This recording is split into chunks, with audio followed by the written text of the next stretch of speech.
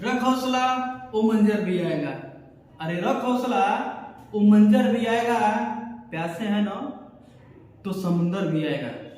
रख हौसला ओ मंजर भी आएगा, प्यासे के पास चलकर कुछ समंदर भी आएगा।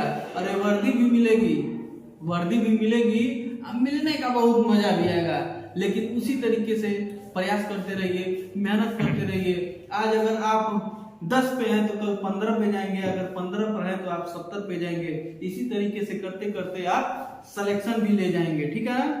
तो हम लोग आज देखने वाले हैं स्वर तंत्रियों के आधार पर, ठीक है ना। स्वर तंत्रियों के आधार पर, स्वर तंत्री का मतलब क्या होता है? जो हमारा यहाँ पे विक्स की गोली लो खिचखिच दूर करो वाला आता है ना, एड देखे होंगे आप लोग। तो यहाँ पे जो हमारी तंत्रिका लगी जो रहती है, जिसको हम लोग बोलते हैं, जो टोन हमारे पूरे मुख से निकलता है, उसी को तंत्रिका कहा गया है, ठीक है ना। तो वर्णों का वर्गीकरण इसके आधार पर, तो देखिए यहाँ पर है आपका, इसको दो भागों में बांटा गया है, ठीक है ना।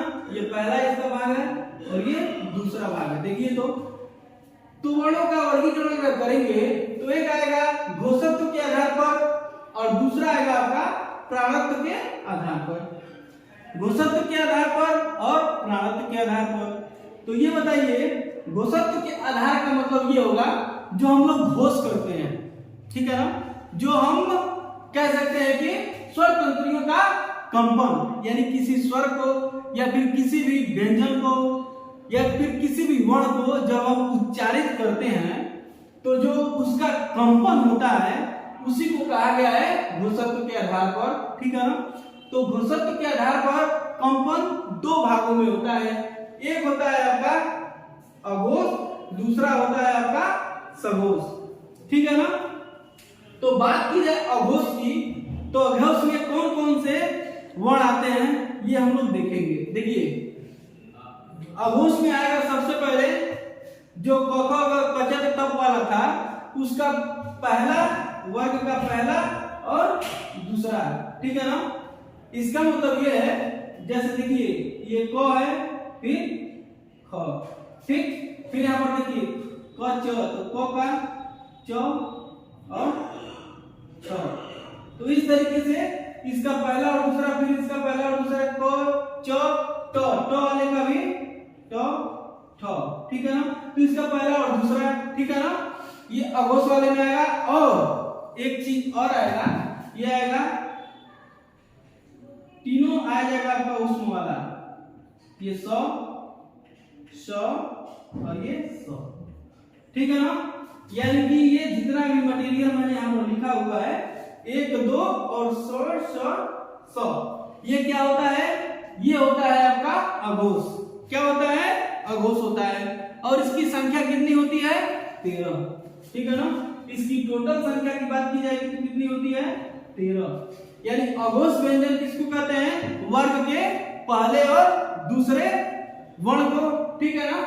और ये जो आपका उष्म का ह छोड़ के स, ठीक है ना, ये 13 होता है अघोष व्यंजन। बात समझ में आ गई। अब इधर देखिए, अगर बात की जाए सघोष की, तो इसमें होगा आपका, मान लीजिए अघोष वाले में तो 1 2 हो ही गया है, वर्ग का जो स्पर्श व्यंजन है उसका 1 2 तो ही गया है। बचा क्या है आपका? बचा है आपका 3 4 और 5, ठीक। 3 4 और 5 बचा है। और पूरा का पूरा जो आपका कह सकते हैं स्वर जो होता है, स्वर, ये भी सघोष में ही आता है, इसको घोष भी कह सकते हैं। बात समझ में आ रही है ना। और फिर य र ल व भी होता है, य र ल और व, ठीक है ना, य र ल व। तो इस तरीके से देखा जाए तो देखिए 3 तो 5 और ये 5 10 और 10 5 हो जाएगा 15, 15 और 11 हो जाएगा आपका 26, ठीक। और ये हो जाएगा आपका 4, तो हो जाएगा 30। यानी कि य और ल व और एक ह भी है, ठीक है ना। तो इसकी जो संख्या हो जाएगी सघोष की या फिर घोष की, उसकी संख्या कितनी हो जाएगी? 31 हो जाएगी।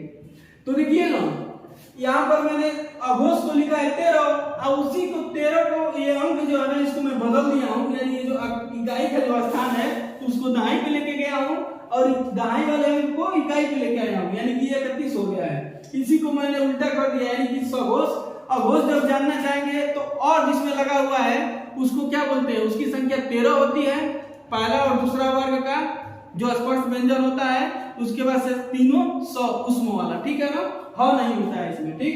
इस वाले में क्या होता है, इसमें अंथस से होता है य और ल और उसके बाद से ह भी होगा और स्वर भी पूरा होता है और 3 4 5 वर्ग का जो स्पर्श व्यंजन है तो 15 और 11 26, 26 और 5 31, यानी कि अघोष की संख्या कितनी होती है, 31 होती है। ठीक है, समझ में आ रहा है ना। तो अगर आप लोग को समझ में आ रहा हो तो आप लोग वीडियो को लाइक शेयर सब्सक्राइब अवश्य करिए, चैनल को ज्यादा से ज्यादा लोगों तक पहुंचाया जाए, ठीक है ना। तो इस तरीके से इसका हम लोगों ने काम कर दिया है समाप्त, यानी कि अघोष और सघोष क्या होता है आप लोग जान गए होंगे, ठीक है। अब हम लोग देखेंगे आपका अल्प प्राण और महाप्राण, ठीक है। तो अल्प प्राणत्व के आधार पर, ठीक है ना, ये घोषत्व के आधार पर दो प्रकार का, उसी प्रकार से प्राणत्व के आधार पर भी कितने भेद होंगे, दो। अब ये प्राणत्व का मतलब क्या होता है, मतलब प्राण वायु, ठीक है ना, हवा का बाहर आना, यानी जब हम किसी वर्ण को बोलते हैं तो हमारे मुख से कितनी हवा बाहर आती है, यानी कि कितना मतलब हवा, कितना मैं उस वर्ण को बोलने में हवा बाहर निकालता हूं, या फिर प्राणवायु मतलब जो बोलते वक्त प्राणवायु जो आपका निकल रहा है उसी को ये कहा गया है प्राणवायु, हवा का बाहर निकलना प्राणत्व के आधार पर, यानी कि जब हम किसी वर्ण को बोलेंगे तो हमारे मुख से कितनी हवा बाहर जा रही है उसी को कहते हैं प्राणत्व के आधार पर। इसको भी दो भागों में डिफाइन किया गया है, एक है अल्प प्राण, ठीक है, व्यंजन, और एक है महाप्राण, इसको कह सकते हैं वर्ण, ठीक है ना। इसको व्यंजन कहने से अच्छा है कि वर्ण कहा जाए, ठीक है ना, तो ये वर्ण हम लोग कह सकते हैं, ठीक है। तो इस तरीके से जो आपका अल्प प्राण होगा, ठीक है ना, अल्प प्राण, उसमें आपका आएगा अल्प प्राण, नाम बस अल्प है लेकिन ये थोड़ा सा ज्यादा भी होता है। देखिए अल्प प्राण में आएगा वर्ग का पहला, फिर तीसरा और फिर आएगा पांचवा, ठीक है ना। यानी कि जो अल्प प्राण में 1 3 5 जो स्पर्श व्यंजन होते हैं उसमें क्या वर्ण आते हैं 1 3 5 वाला, तो हर एक वर्ग का मतलब एक वाला जो लाइन होता है उसमें कितना होता है 5 होता है, 5 होता है 5, यानी कि इसमें भी हो जाएगा 15, ठीक है ना। तो 1 3 5 और इसमें भी होगा, अल्प प्राण में भी पूरा का पूरा क्या होगा स्वर, और इसमें भी आएगा आपका य र ल और व। ये अंथस भी किसमें आता है, अल्प प्राण में आता है, किसमें आता है, अल्प प्राण में आता है। यानी कि देखिए जब हम अल्प प्राण देखिए बोलते हैं ना क, फिर ग बोलते हैं थोड़ा सा आवाज थोड़ा सा कम आता है, फिर देखिए प्राण क्या आता है कम आता है, देखिए क, ख में ज्यादा आता है, फिर देखिए ग, तो धीरा मतलब आवाज क्या आ रहा है उसमें से जो हम आवाज बोल रहे हैं उससे वायु थोड़ा सा कम निकल रहा है। मेरे कहने का मतलब बस ये है, यानी कि जब देखिए अंथा से जब बोलते हैं तो य र ल व, यानी कि आवाज क्या है, हमारी साउंड जो है ये प्राणवायु हवा का जो बाहर आना है वो थोड़ा सा कम निकल रहा है, तो इसीलिए इसको अल्प प्राण कहा गया, यानी कि वायु कम से कम बाहर आती है जब हम इन वर्णों को उच्चारित करते हैं, इसका मतलब ये है। यानी अल्प प्राण वर्ण में 1 3 5 पूरा स्वर आएगा, ठीक है ना, तो इसकी संख्या हम लोग देखते हैं, ये देखिए 1 3 5 में कितना हो जाएगा, ये 15 हो जाएगा, स्वर वाले में 11 हो जाएगा और ये 4 हो जाएगा, ठीक है ना। तो ये देखिए 11 और 4 हो जाएगा 15, ठीक है ना, 15 और 15 कितना होगा 30 हो जाएगा। देखिए ये 15 और 11 और ये 4 कितना हो गया 30। यानी कि कह सकते हैं कि अल्प प्राण वर्ण की संख्या कितनी होती है 30 होती है, यानी कि जिनको हम बोलते हैं तो आवाज जो होता है जो हमारा वायु होता है आवाज के साथ, जो हम वर्ण को उच्चारित करते हैं तो जो ध्वनि निकलती है उसके साथ जो वायु निकलता है वो बहुत कम निकलता है, इसी को कहते हैं अल्प प्राण। यानी कि प्राणत्व के आधार पर प्राण वायु का बाहर निकलना तो वो कम निकलता है, ये अल्प प्राण हो गया। 1 3 5 यानी कि इसमें आ जाएगा आपका, इस तरह से कहने का मतलब ये है कि मानिए यहाँ पर आएगा क आएगा, फिर ख नहीं आएगा, ग आएगा, ठीक, फिर क्या होगा, घ नहीं आएगा, अंग आएगा, पांचवा वाला। इस तरीके से इसको डिफाइन किया गया है, समझ में आ रहा है ना। फिर इसी तरह से क च ट तप वाले में से पहला, तीसरा और पांचवा अल्प प्राण में आएगा, पूरा का पूरा स्वर भी अल्प प्राण में आएगा। फिर य और ल भी किसमें आएगा, 10 वाला भी अल्प प्राण में ही आएगा, ठीक। अब हम लोग बात करते हैं महाप्राण वर्ग की, किसकी, महाप्राण वर्ग की। जब हम इस वर्ण को उच्चारित करेंगे तो जो वर्ण को उच्चारित करते समय यानी कि जो हमारे मुख से वायु निकलेगा वो क्या होगा, अधिक निकलेगा, ठीक है ना। जैसे देखिए महाप्राण वाले में होता है आपका दूसरा स्पर्श व्यंजन का वर्ग का, और फिर होता है चौथा, ठीक। तो इस तरीके से हम लोग, और इसमें उष्म वाला आ जाएगा, ठीक है ना। क्या क्या आएगा उष्म वाले में, ये आएगा आपका बड़ा वाला 100, फिर षष्ठ वाला 100, और फिर आएगा 100, और फिर आएगा आपका ह।